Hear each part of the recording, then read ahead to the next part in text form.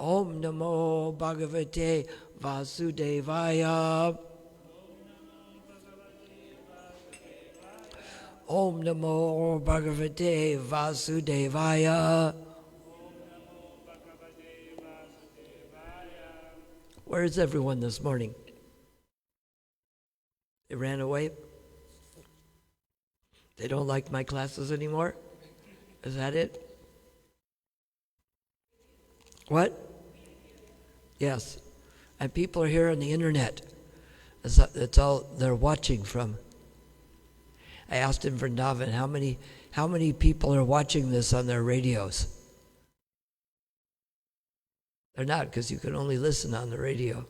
But these two people were fighting in the front. They were screaming at each other at the front of the temple in Vrindavan, at the Krishna Balaram Mandir. So I pointed to them. I said, that's the international television, and you're fighting on international television. You might want to stop that. And they looked up and they both quit. So we're always being watched by something or someone. Krishna and the demigods. Okay. So today, since yesterday we read text 6, shall we read text 7 today? Would that make sense? Okay, good. Now, it's not written anywhere or no sheets of paper? All right, we'll do the best we can.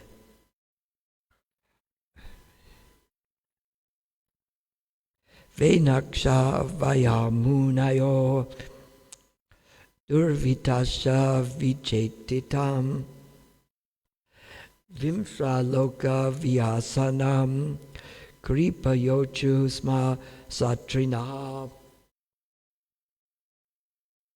No one has it written anywhere on a phone or anything? Where's all the ones like Madhurya Kadambini always has that?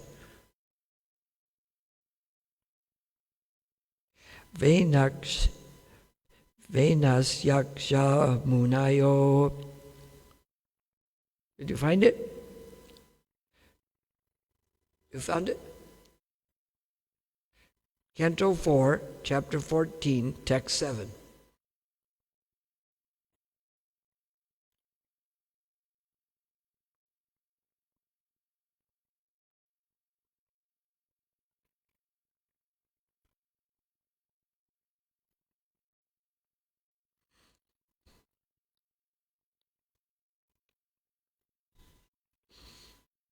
Okay, we'll start it from the start there again.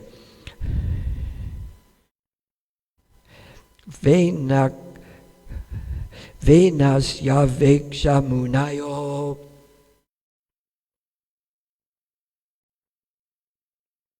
durvitasya vichetitam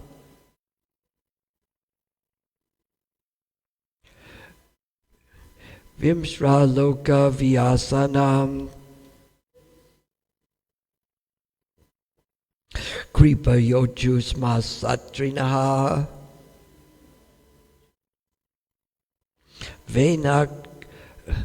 venasya veksha munayo durvitasya vichetitam vimsra loka vyasanam kripa yochus masatrinaha. Anyone want to try it?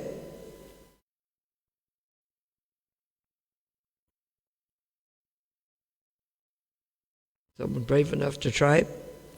Some of these words are hard for us to get because, like in English, they don't use suffixes and prefixes. The Sanskrit is like the Greek. They put the things in front of the letter. Russian is the same way. You know, a samolot is an airplane, and samolotam is going by airplane. But we use different words, so the Sanskrit words become longer. You'd like to try it?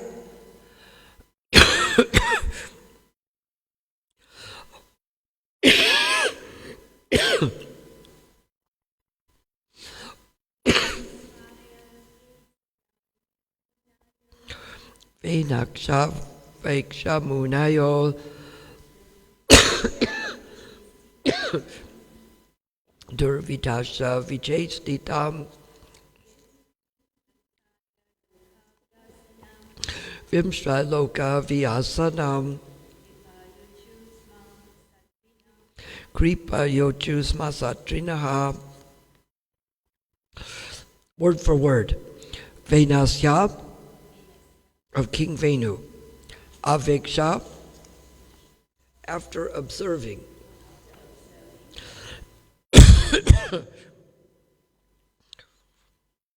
Munayo, all the great sages. Durvitasya, of the great rogue. Vichestitam, activities. Vimshra, considering. Loka vyasanam, danger to the people in general. Kripaya, out of compassion. Uchu, talked. Sma, in the past. Satrinaha, the performers of sacrifices. Translation. Therefore all the great sages assembled together, and after observing cruel Venu's atrocities, concluded that a great danger and catastrophe was approaching the people of the world. Thus, out of compassion, they began to talk amongst themselves, for they themselves were the performers of the sacrifices. Repeat it after me. Therefore, all the great sages assembled together, and after observing cruel Venu's atrocities, concluded that a great danger and catastrophe was approaching the people of the world. Thus, out of compassion, they began to talk amongst themselves, for they themselves were the performers of sacrifices. Purport by His Divine Grace, A.C. Bhaktivedanta Swami Srila Prabhupada. Before King Venu was enthroned, all the great sages were very much anxious to see to the welfare of society. When they saw that King Venu was most irresponsible, cruel, and atrocious, they again began to think of the welfare of the people. It should be understood that the sages and saintly persons and devotees are not unconcerned with the people's welfare. Ordinary karmis are busy acquiring money for sense gratification, and ordinary jnanis are socially aloof when they speculate on liberation. But actual devotees and saintly persons are always anxious to see how the people can be made happy, both materially and spiritually. Therefore, the great sages began to counsel one another on how to get out of the dangerous atmosphere created by King Venu.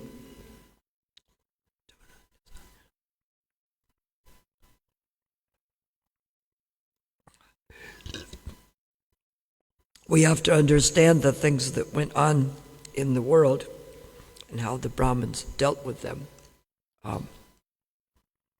That's why we read the different cantos of Srimad Bhagavatam, because eventually we get to the 10th canto where it talks about Krishna's intimate activities. But until we understand Krishna's potencies, the fact that he acts as like a family member and he acts very familiar with the people, if we don't understand that he's God, it doesn't mean so much. If I say, like yesterday, a South African and an American man were very friendly to me and they asked me all about myself. Does that mean much? What if I say the two men were Cyril Ramaphosa and Joseph Biden? Now does it mean something that they came and talked to me personally? Now it does, right? So when you just put the activities, the intimate activities, without understanding that he is God, then they don't mean as much.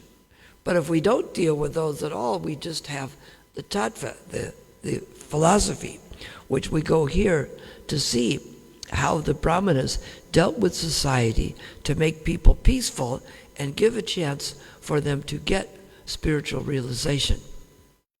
We find that the leaders are called Raj Rishis, that they're trained to rule people in a way that benefits the citizens, not just for their own welfare. And we find that they dealt jointly. So even though somebody can be a king or a ruler, they're not an absolute monarchy. They can be controlled by the Brahmanas. So we see this, that in, of course, quite often they have, like in India, they have a parliament who can remove the prime minister, and the same in England, which is actually easier than in America. They have to vote, they have to sue for impeachment in the House of Representatives, and then the Senate has to impeach the president. It has to be like 3/4 or 2/3 vote, as something that's very difficult. But in this case, the Brahmins are advising the leaders on how to develop spiritual qualities. Because we look at a leader by who they take as their advisors. Who is advising them what to do? If the advisors are bad, the leadership comes out bad. And quite often these days, we don't know exactly who's advising the leaders. Sometimes it's people who've had a lot of political experience. Sometimes it's people with money. We don't always know. I think it's like in America, they say that Jacob Javits was the main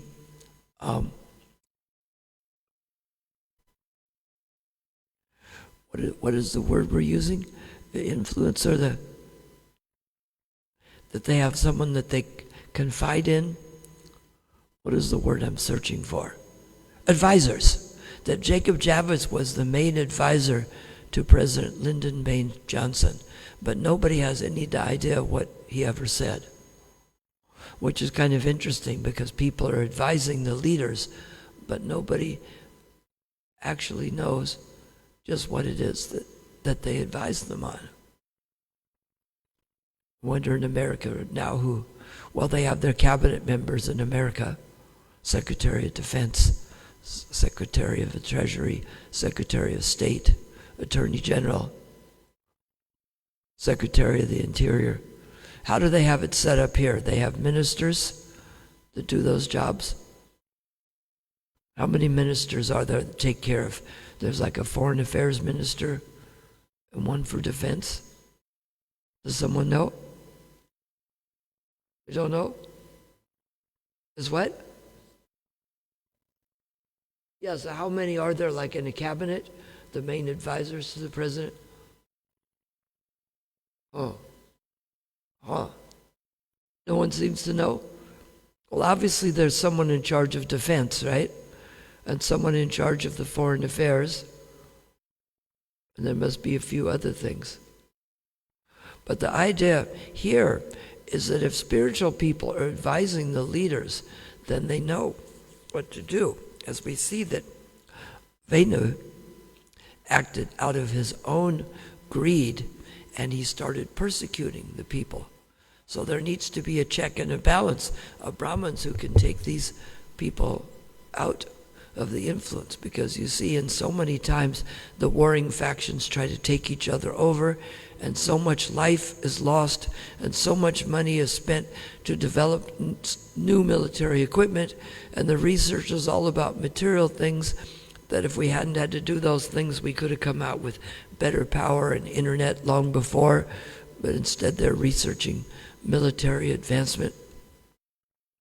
So we find, what if advisors had taken Hitler out of office before he decided to attack the world? And the same with Napoleon and with a few others. You know, what if they advised the leaders that they shouldn't colonize the people in these countries, but they should help them out? You know, that's why England and France and the countries get kicked out, because they try to take more from the country than they give. But a leader should be trying to give to people. But when they came to do colonies, was it for the benefit of the colonies or the benefit of themselves? They must have come to benefit the colonies, right? No, that's what they say. That's what Darwin's idea was. He came up with the idea of evolution, that one species goes to another species, and his idea was that the white man is the most involved. Therefore, they called it the white man's burden was to take care of the other people. So it's my burden to take your money and keep some of it and only give a little back to you. Is that my burden, or would you rather manage it yourself? They came up with this as idea. It sounds like it's benevolent, but it's just another excuse to exploit people. Just like the people who employ people but pay very little. They said, well, we shouldn't pay taxes because we're employing people. But they're making more money off those people than the people are doing the work. The people do the work and they make the money, and they want to be the credit for being employers. Of course, there should be some credit, but you need brahmanas to balance these things out so that each of the people cares about the other people. This is the idea, is that the rulers are supposed to care. The brahmanas care about the people, and therefore they advise the rulers how to treat the people properly. The people who own businesses make sure that their employees have food and clothing and shelter and all the things taken care of. And the workers try to do their job with great responsibility. But I don't think it's that way here. It looks like down at the ShopRite, people get paid little. I think the ShopRite pretends to pay people and the people pretend to work. Does that sound like it? Does that sound right? I don't see them working really hard. They do, like in the coal mine and the gold mines, don't they? They have to work hard there, don't they? Or they don't come back. There's still lots of people mining gold and diamonds in this country, yes? Yes? How many people are employed doing that? They don't tell you that. De Beers is the big diamond merchant. Most of the diamonds in the world come from here, or they come from some other African countries. I don't know why they're all here. Liberia has some, and Botswana has some. And Botswana arranged for it that the state owns it. So Botswana is a more affluent country because the mining rights to the diamonds belong to the state. Here they all belong to De Beers. So the idea here is that the Brahmanas get together, and the thing with the Brahmanas is that they work in a council. This is why Prabhupada set up a governing body commission, so that if you start your own movement, you can do any nonsense, no one can stop you. But if there's a governing body commission, and in our movement, the child protection is set up separately. In the Catholic Church, when the one woman complained that the girls were being raped, she complained to the Monsignor, and the Monsignor tells the priests, and then the priests punish the girls and they just disappeared. So in ours, the Child Protection Service is totally separate from the temple.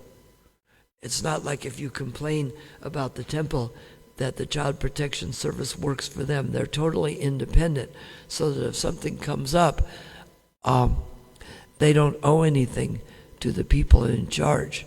And this is the way it's set up with the Brahmanas. They don't owe anything to the ruler. They don't have to follow him just because he's the ruler. They're more devoted to the principles of managing properly and directing people towards spiritual advancement. So they're not controlled. The leader can't say, well, I'm the leader, you have to do what I say. They're controlled by spiritual principles, not by their leader. So this shows us an idea in this age, how many leaders have caused such trouble for the people. People start wars for no reason. Wouldn't it be good if Brahmins could come and tell them, no, that they can't do this, to help them adjust the situation? And this is the idea in anything, is that the leader should be taking advice, spiritual advice, from these brahmanas. It's a very important thing to take your own advisors and listen to them. That's why we get a spiritual master, and we follow his teachings both through his instructions and his books. And we don't worry what other spiritual masters say. It's just like if you're going to a school and you have a teacher, and they give you instructions, tell you to study a certain book. If someone says, well, I'm in Cape Town at this university and we're studying a different book, will it help you to study that book? Or do you need the curriculum that your teacher has provided? The other book given by the other professor, their questions will not be on the test. You have to follow what's being given to you. The same way with spiritual teachings. You follow your own spiritual master, or if you're sick with something, you go to a doctor.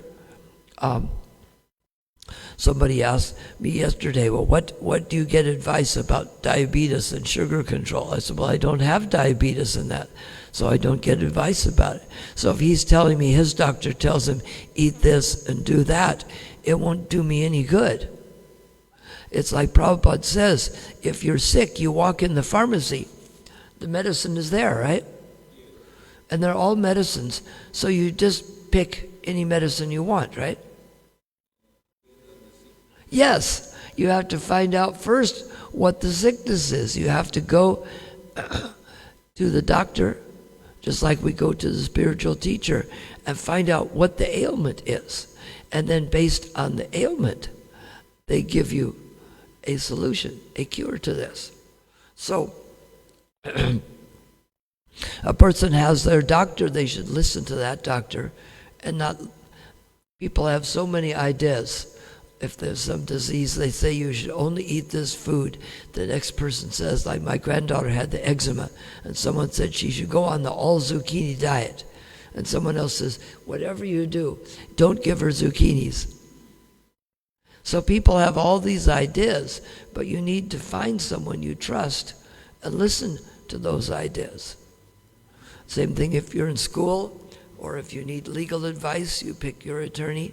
You need financial advice, you find someone that understands your situation, because according to time, place, circumstance, and the situation that someone's in, the advice may be different. What stage of life someone is? Is someone living as a celibate student? Are they married? What is their situation in life? Do they own a business? Are they working for someone else? Are they unemployed? What kind of assets they already have? Someone has to understand these things before they make decisions in life.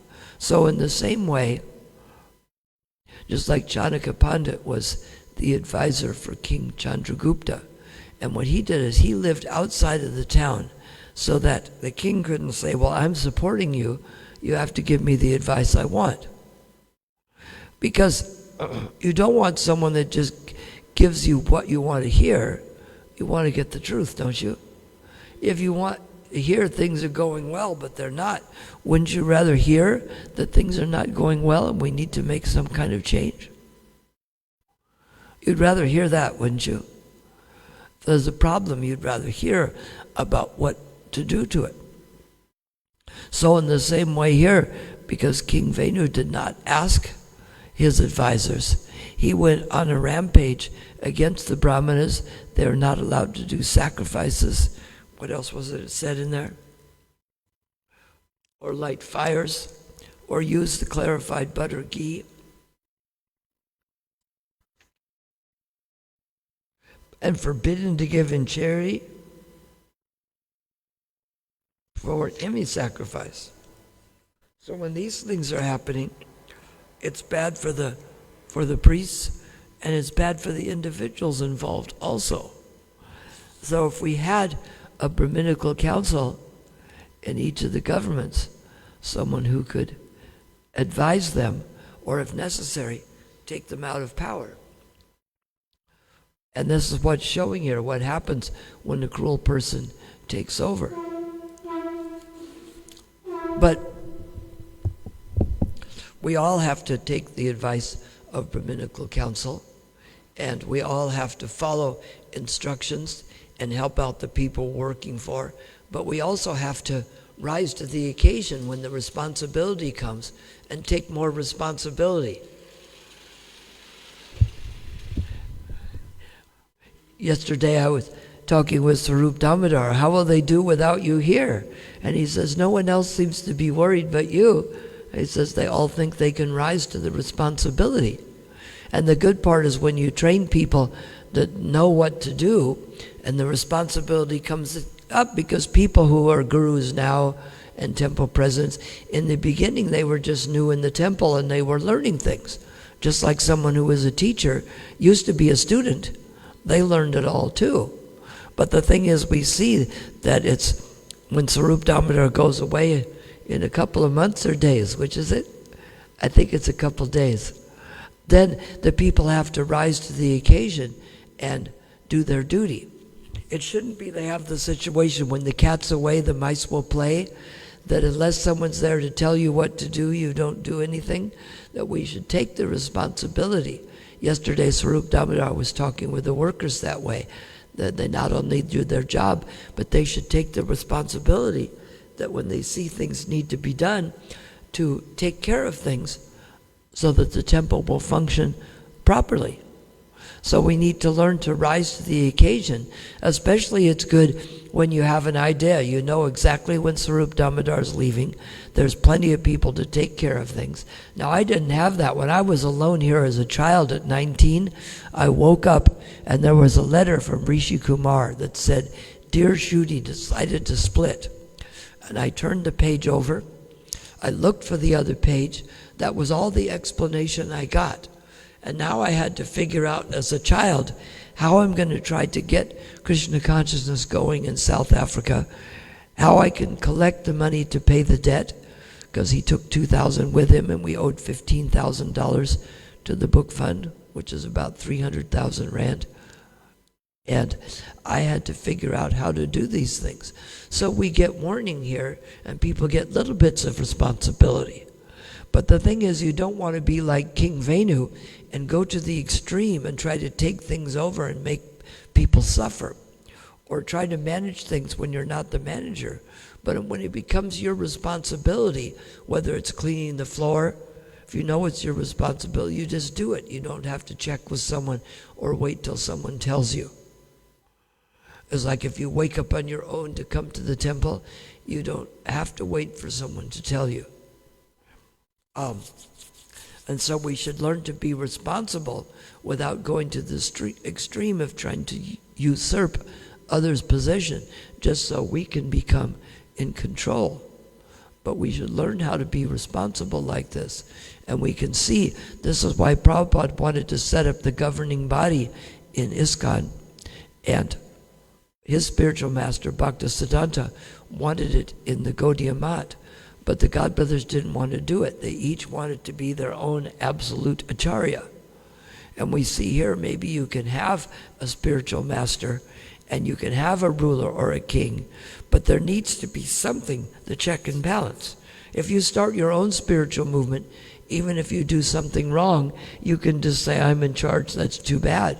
But in ISKCON, if somebody's a guru or a sannyasi or GBC or temple president, when they're not doing things correctly, this council can come in and remove them. And fortunately, they don't abuse the power the other way. You can't just remove people right away without checking things out. You know, we have to be aware of problems that go on. But one of the qualities of a devotee is aversion to fault finding. Sometimes we're always looking for fault. And we should be happy that people are just doing service, but we should encourage them to want to do it better without having to find a fault in them. Sometimes we find that things are done differently in different places, like it was hard to adjust in Dubai, and then I have to readjust here because there when they do the Artik to Prabhupada. Here, somebody sings Shri Guru Charana Padma Kevala Bhagati Sadma, and they do it slowly, and then they repeat it, and then they do it again. So we more or less have 16 lines that are done 4 times each. Now there they do it over the internet, and it's just Shri Guru Charana Padma Kevala Bhakati Sadma Bandho Mui Savadana Mate. And they're going faster, plus there's 1/4 the amount of verses. So if you're going to make that artik work in the time, you have to speed up the incense and the flame, because there they can't have big meetings, so they do it over the internet. People are watching. But it's just 1 time instead of twice with repetition. And so it comes fast, and then you come here. These things are different, but the basic principle is there. So we see this quality of having the Brahminical people to remove something. You know, in other places, it's like Swarup Damodar was saying, oh yes, there's problems, and we try to work on solution, but sometimes we can't fix them. And this, as a leader, has to work on problems, but at the same time not become frustrated when certain things just don't work out. Is that true? And you have to put the best effort, but just accept it. Am I correct in that? Or we can't worry it better. Sometimes we lose certain things, or certain things don't work out. We can't get permission for things. We had that problem in America. Somehow from our apartment, my daughter and I forwarded the mail to the P.O. box. And they got upset with this and put a block on the box. So we can't even get our mail that's on the box. And because the house was forwarded to there, they send all that back after a month. So now my daughter took the things at the apartment off so that it'll come to there, but still the things that come directly. But these days, things are done online. And they call you or email you. And if not, some things just have to be handled later. We have to know that the fact that I get to go to Vrindavan, I get to come here and be with you, which wasn't allowed for many, many years by the special branch of the security division. They didn't treat me like I was special, though. And then I get to go to Mayapur, and then I go back to America. We have to know that sometimes we have to leave certain things out or certain things unsettled because we have to handle the main issues first. We have to make sure, just like the Brahmanas did here, they had to make sure that if the leader was not good, that they took him out. And so we have to prioritize in our life what's the most important thing. And if we start from the most important thing, that my life is centered around Krishna, then if certain other things don't work out, we have certain circles in life. And we have like our spiritual life, our family life, our school life, our job. Now, how do we get these circles to not, you draw circles and sometimes they'll intersect each other. How do you make all of these circles, the lines not intersect each other or touch each other? You know how? They all have the same center. Krishna's in the center, and your activities go around it, your family life goes around that, your job goes around that, your school. So if they all have the same center, then they're not going to create a conflict with each other. And so we have to remember that whatever goes on in this world, sometimes things fall easily into place, and other times we work hard and nothing can just turn out that day. But the main thing is, if I did my chanting, and I did my service, and I wasn't taken away by the material energy, the day was still a success. But if I made lots of money, and all the material things came out right, but I didn't progress spiritually, then the day was a failure. So we have to try. We have to be enthusiastic but patient at the same time. We have to try to make progress, but not be worried that we're not be perfect. And then we don't want to justify our imperfections by looking for faults that other people may have or not have. The faults have to be big enough that something really needs to be done. Are they torturing people, or did they just not quite understand? And this Venu was torturing people, so he had to be taken out of his power. So Arjuna asks Krishna, what is the field of activities and who is the knower? And Krishna says, your mind and body are your field of activities, and you are the knower of that. And only I am the knower of the other mind and fields of activities.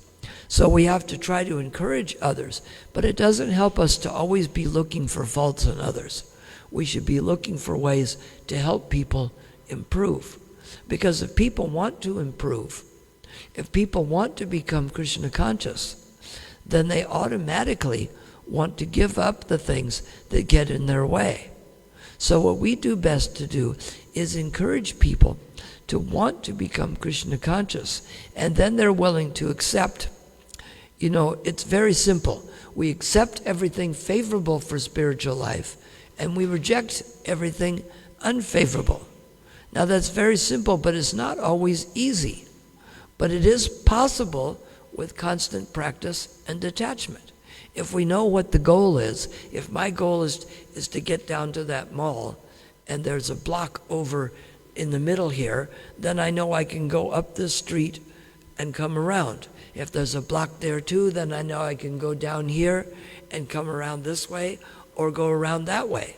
If the idea is the goal, we have to remember what the goal is. And sometimes the things are easy to get there, and sometimes they're hard to get there. So the way we center our activities around Krishna is we start the day. Some people are at a temple, and we can start with Mangalartik, or we can wake up earlier and chant our own rounds before that. Or if you're not at a temple, you can do some singing, watch it on the internet, or just chant rounds depending on what time.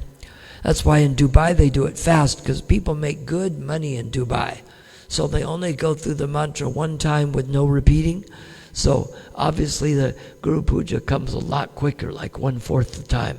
There they have like the Mangalartik, and then they have Tulsi, and then they have the Guru Puja, and the 10 offenses and the Shikshastika, and it's all done in about half an hour. Whereas here you have about 45 minutes, and that still doesn't include the greeting of the deities or the Guru Puja that happen afterwards.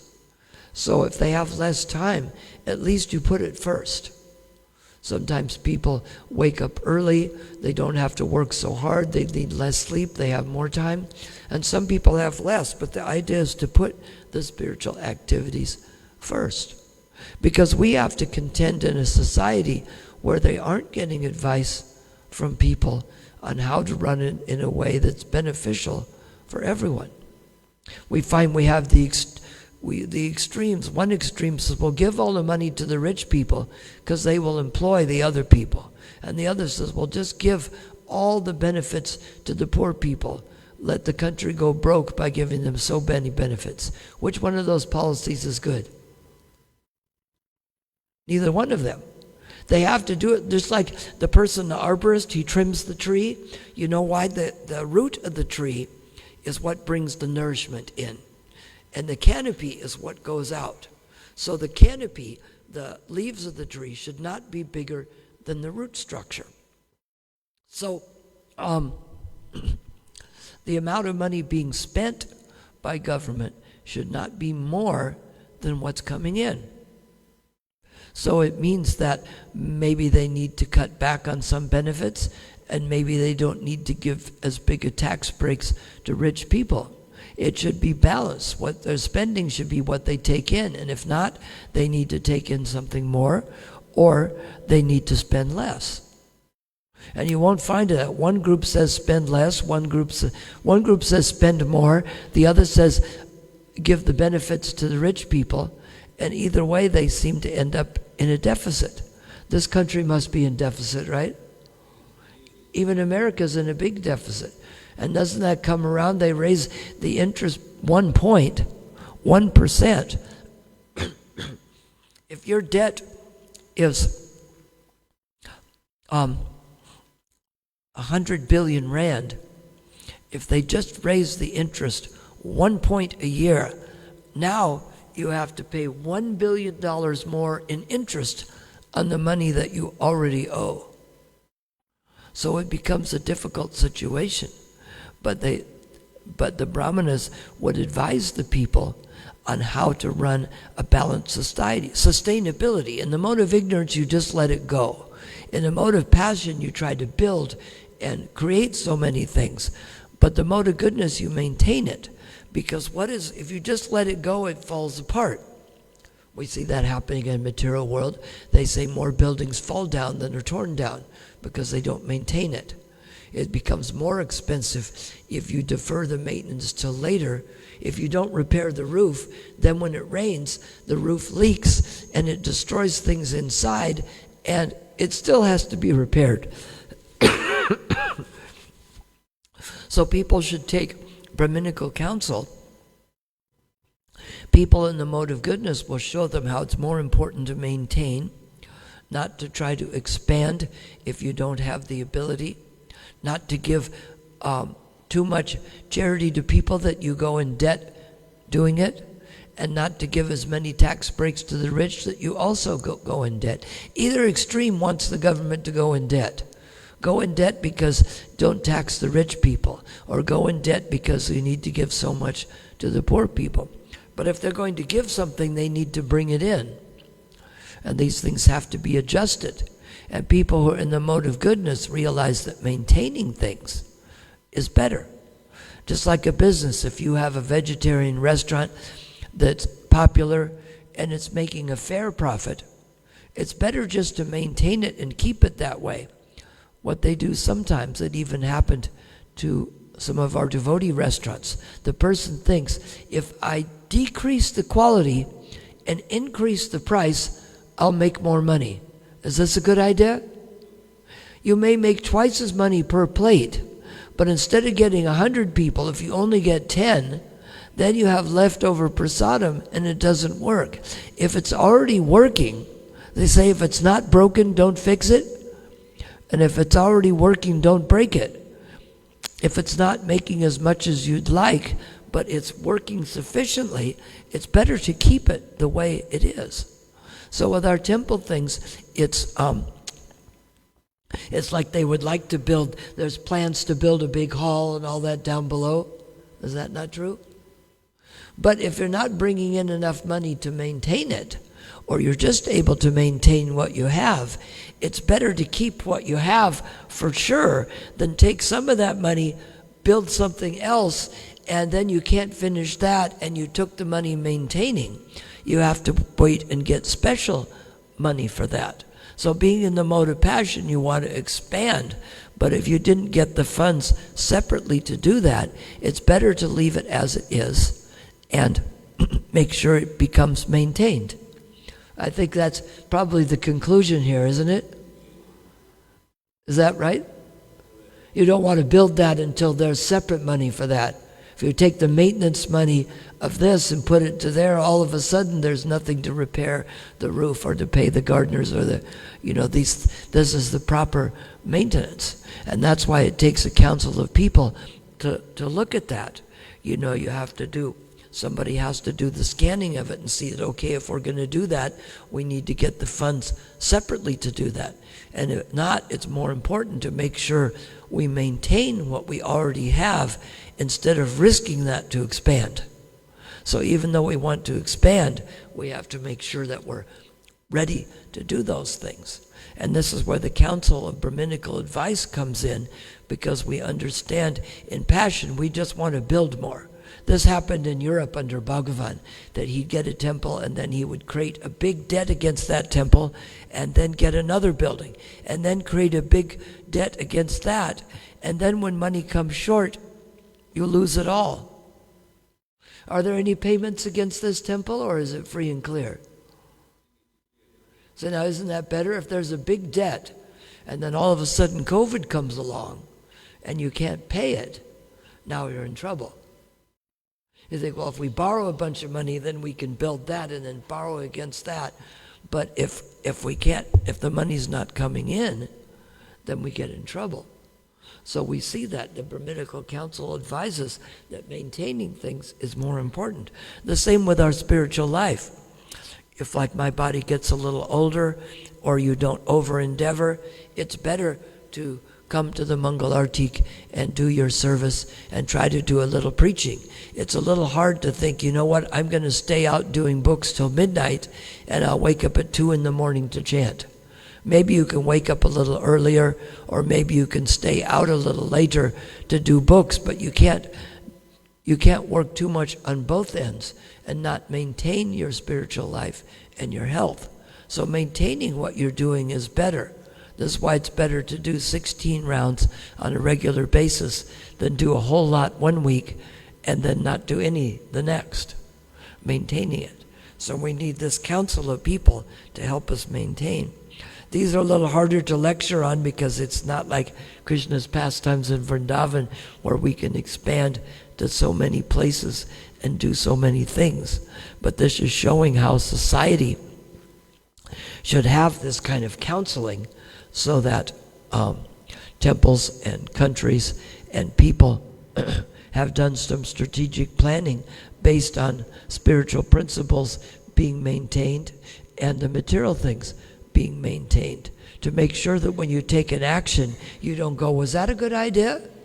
You should know ahead spiritually and materially whether you're prepared to do that. This is why Krishna says in the 3rd chapter of Bhagavad Gita, deliberate fully. We deliberate on it, and then when we go to take action, we're sure that that's the best thing to do, and we can handle it.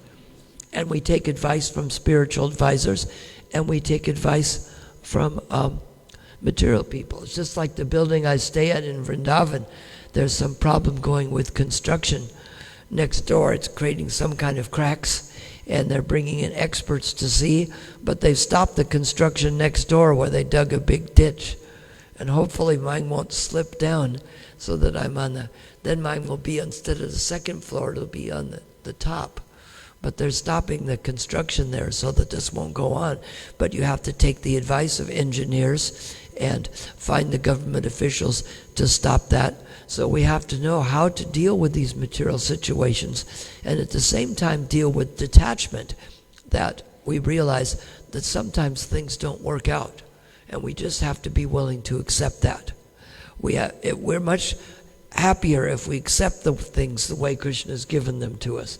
Even if we try to help people take advice and give advice to people and government officials, we have to realize that sometimes the things just don't work out. And as long as our own spiritual connection worked out with Krishna, we can still have a good day and a good life. Are there any questions or comments to this? Are you making notes of all my mistakes, or would that take too long? What did you make notes of?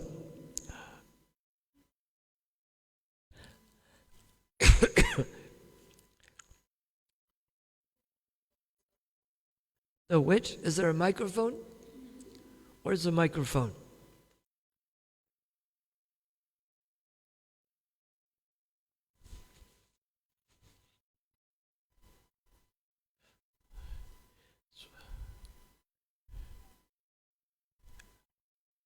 Okay, let's see what you made notes on.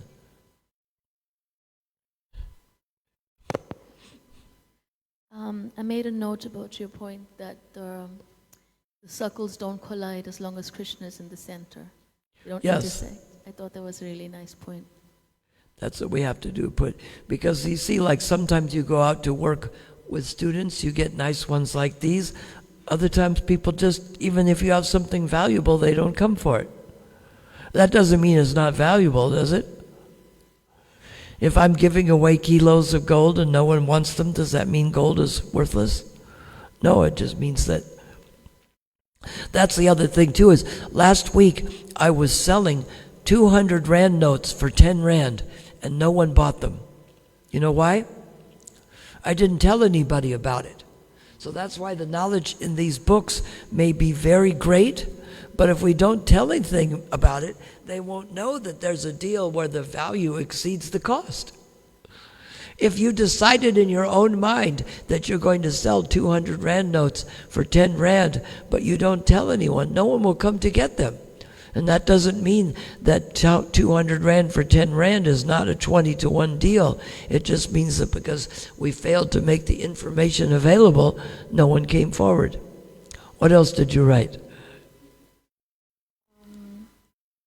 I wrote a note that came from the purport. Then when Srila Prabhupada says that the devotee is anxious to see how people can be happy both materially and spiritually. Yes. I thought that was interesting that materially is included. The devotee can be anxious for someone's material.